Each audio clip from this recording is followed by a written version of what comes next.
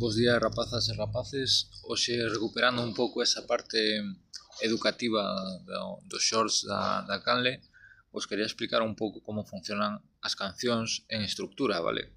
É verdade que o rap non é precisamente a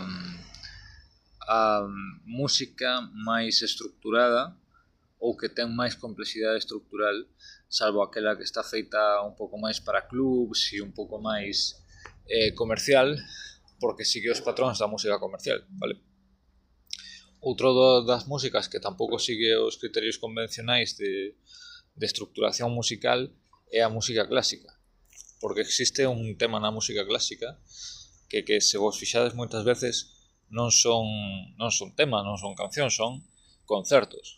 O sea, son como discos, son cousas que están conceptuadas para durar moito tempo e que son varias pezas diferentes. Entón, cada peza ten a súa propia identidade. Dentro deso, cada unha ten a súa estructura.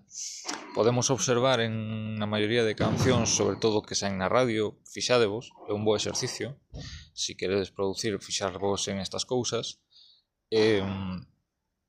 Normalmente as cancións teñen unha introducción pequena que xa te ten que atraer para escoitar o resto da canción, unha parte que se chamamos verso ou a parte melódica común, onde se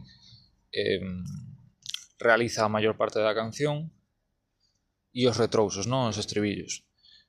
Pero hai un elemento moi importante que moitas veces non se ten en conta, que son as pontes, que son eses pequenos estribillos que hai entre o estribillo de verdad e a parte do verso, que lle dá un toque de repetición máis e que fai que esas producións sexan máis profesionais e que sexan moito máis estructuradas.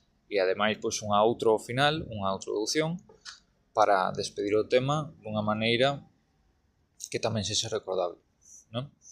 Entón, creo que un bo exercicio que querades producir, que vos poñades calquer tipo de música, da igual, quizáis música clásica é o peor para escoller en este sentido, pero música comercial convencional, e estruturedes, mirades as estructuras que se utilizan e vos as tratades de utilizar tamén cando sampledes, cando fagades algunha canción.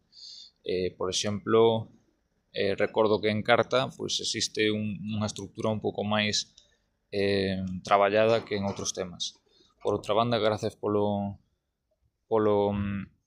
apoio que está recibindo Pesadelo, un novo tema, e nos vemos mañá en outro conselliño ou en outro tuto. Paz.